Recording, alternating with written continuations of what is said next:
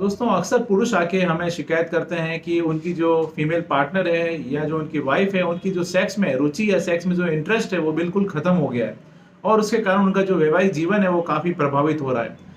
यह इस बात का जो प्रभाव है वो जितना ये समस्या महिलाओं के लिए मायने रखती है, उससे ज़्यादा पुरुषों के लिए भी ये समस्या है उतना ही मायने रखती है।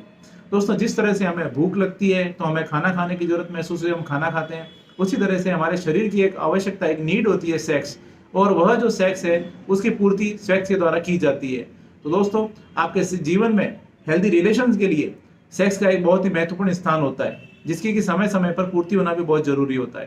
दोस्तों इन्हीं सभी बातों को ध्यान में रखते हुए आज का जो वीडियो है वो मैं आपके लिए लेके आया हूँ, जिसके अंदर मैं आपको जानकारी दूंगा कि महिलाओं में जो सेक्स में जो रुचि है, वो जो उसमें इंटरेस्ट है वो खत्म हो जाता है, तो उसका क्या कारण होता है और इसको समय के साथ साथ ऐसी कौन कौन सी हेल्दी टिप्स है जो कि अपनाकर और उसके साथ साथ होम्योपैथी दवाओं द्वारा आप इसको कैसे आप उसको बढ़ा सकते हैं, होम्योपैथी इसमें किस तरह से आपको मदद कर सकती है, इन सभी बातों के बारे में हम डिस्कस करेंगे। दोस्तों मैं डॉक्टर कुलदीप जहांगीर जोधपुर में होम्योपैथी कंसल्टेंट हूँ। एक बार फिर से आपका अपने यूट्यूब चैनल पर स्वागत करता हूँ। दोस्तों जिस तरह से पुरुषों में एक कॉमन प्रॉब्लम होती है कुछ सेक्स से रिलेटेड, जैसे कि इरेक्टाइल डिसफंक्शन या जिसको हम बोलते हैं नपुंसकता से वो ग्रसित हो जाते हैं, और उसके अलावा उनको शीघ्र पतन की शिकायत होती है। इसके अलावा उनको जो लो लिबिडो या जो उनकी सेक्स में रुचि होती है वो रुचि जिस तरह से खत्म हो जाती है। इसके अलावा और भी कई सेक्सुअल प्रॉब्लम्स होती है जिससे कि पुरुषों को रूबरू होना पड़ता है, उसको फेस करना पड़ता है। और इसी तरह से महिलाओं में भी एक जो बहुत ही कॉमन प्रॉब्लम होती है वो होती है लो लिबिडो, या जो महिलाओं में सेक्स में रुचि खत्म हो जाना। इन सभी कंडीशन में चाहे वो पुरुष हो चाहे वो महिला हो, होम्योपैथी इसमें काफी हेल्पफुल होती है। होम्योपैथी के इसमें काफी अच्छे रिजल्ट्स देखने को मिलते हैं। जरूरत है थोड़ा सा सब्र के साथ, पेशेंस के साथ ट्रीटमेंट लेने की। दोस्तों अगर हम सबसे पहले तो हम बात करते हैं कि ऐसे कौन से कारण है जिसकी वजह से महिलाओं में जो ये इस तरह की कंडीशन है वो डेवलप होती है, या जो सेक्स में रुचि जो है वो बिल्कुल खत्म सी हो जाती है समय के साथ साथ। तो इसमें जो सबसे पहला और जो मुख्य कारण देखने को मिलता है वो होता है कि उनका बहुत ज्यादा उनको वर्क प्रेशर। अगर हम बात करें पर्टिकुलर कामकाजी महिलाओं की, जो कामकाजी महिलाएं होती है जो कि घर भी संभालती है, अगर वो कोई जॉब भी करती है, घर में छोटे बच्चे हैं, तो उन पे काफी वर्क प्रेशर रहता है, घर का भी और बाहर का भी। उस वजह से वो इन सब चीजों को समय नहीं दे पाती है और वो बहुत ज्यादा स्ट्रेस में रहती है कामकाज को लेकर और अपनी पर्सनल लाइफ को लेकर।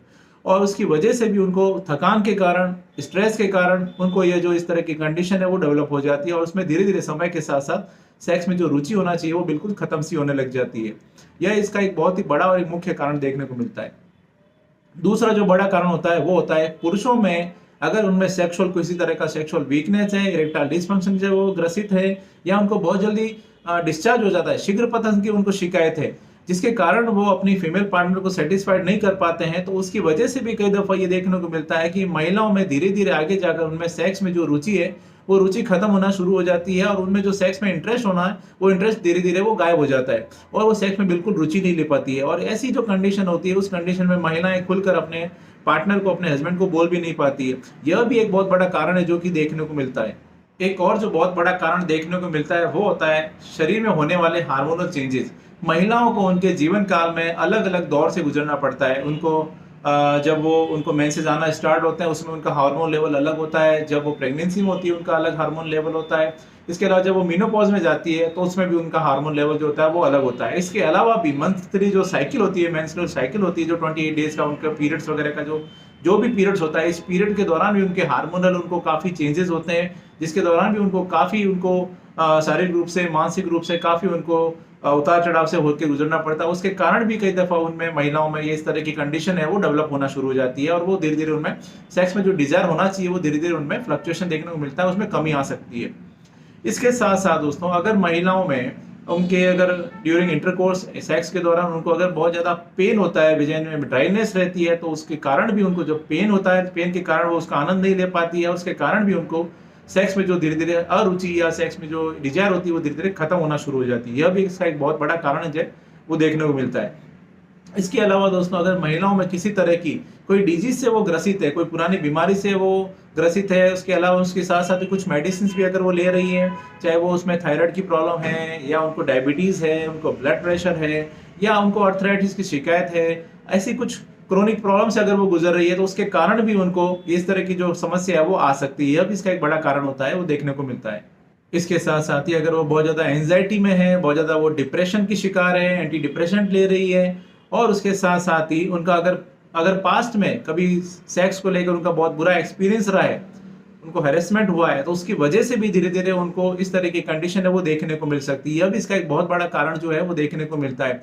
और उसके साथ-साथ ये अगर हम बात करें आपस के रिलेशंस की, हस्बैंड और वाइफ की जब रिलेशन होते हैं, अगर वो रिलेशन में कुछ प्रॉब्लम्स हैं, रिलेशन उनके हेल्दी रिलेशन नहीं है, बहुत ज़्यादा उनको आपस में स्ट्रेस है इसकी वजह से, या अगर उनके हस्बैंड और वाइफ के बीच में उनको अगर सेक्स को लेकर भी उनको अगर ज़्यादा बातचीत नहीं होती है, तो उसके कारण भी यह जो एक कंडीशन है वो डेवलप हो सकती है। उनमें सेक्स में जो जो जितना इंटरेस्ट या जितनी रुचि होनी चाहिए वो महिलाओं में नहीं देखने को मिलती है।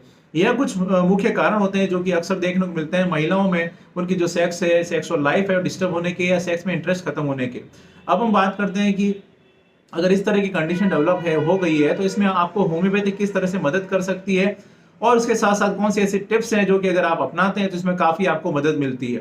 दोस्तों, इस तरह की जब कंडीशन डेवलप होती है, तो आपको एक ज़रूरत होती है, आपको अपने आपस के जो रिश्ते होते हैं, रिश्तों में सुधार लाने की, आपसी जो रिश्ते होते हैं, रिश्तों को अच्छा हेल्दी डेवलप करने की। अगर आपके अच्छे हेल्दी रिलेशंस हैं, तो आपको इसमें प्रॉब्लम नहीं आती है, और उसके अलावा पुरुषों को कुछ ध्यान देना चाहिए, ये वो अपने पार्टनर को खुश रखें, और उसके अलावा इसमें जो आपसी रिश्ते होते हैं, उनको रिश्तों को हेल्दी रखने के लिए गिफ्ट्स का बहुत इंपॉर्टेंट एक रोल होता है। अपने पार्टनर की तारीफ करें उनको जब भी वो अच्छा काम करती हैं, उसके अलावा भी उनको कुछ गिफ्ट्स होते हैं, वो गिफ्ट्स दें, जिससे आपके अच्छे रिलेशंस जो होते हैं वो डेवलप होंगे। अच्छा एक हेल्दी एनवायरनमेंट होता है परिवार का, वो आप डेवलप करें। और उसके साथ-साथ अपनी जो भी सेक्सुअल थॉट्स होती हैं, वो भी आप चाहें तो अपनी पार्टनर के साथ आप शेयर कर सकते हैं। दोस्तों, इस तरह से आपके जब रिश्ते, आपके रिलेशन जब सुधरते हैं, तो आपको इन सब चीज़ों में भी आपको आनंद आना शुरू होता है। दोस्तों, ये इसके कुछ हेल्दी टिप्स हैं जो कि आप अपनाते हैं तो आपको इसमें काफ़ी लाभ देखने को मिलता है। और उसके अलावा कुछ होम्योपैथी मेडिसिन्स होती है जो कि महिलाओं में सेक्स की जो इच्छा होती है, उसको डिज़ायर को इम्प्रूव करने में काफ़ी मदद करती है। अब हम बात करते हैं कि ऐसी कौन-कौन सी मेडिसिन्स हैं जिसके कि बहुत ही अच्छे रिजल्ट्स देखने को मिलते हैं इस तरह की कंडीशन में। तो इसमें जो सबसे पहली मेडिसिन है वो है एग्नेस कास्ट का मदर टिंचर।